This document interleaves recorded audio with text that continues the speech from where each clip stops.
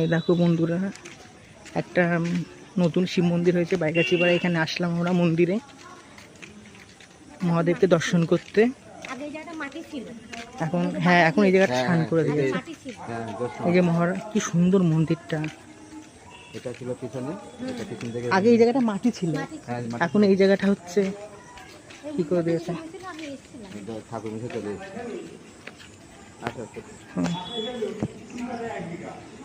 এবার এই দেখো মহাদেবকে দর্শন করো তোমরা।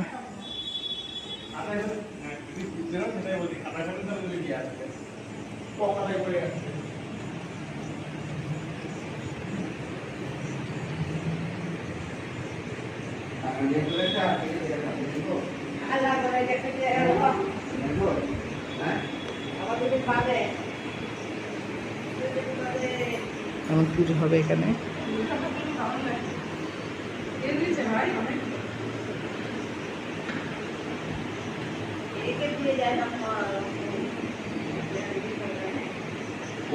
हर हर महादेव।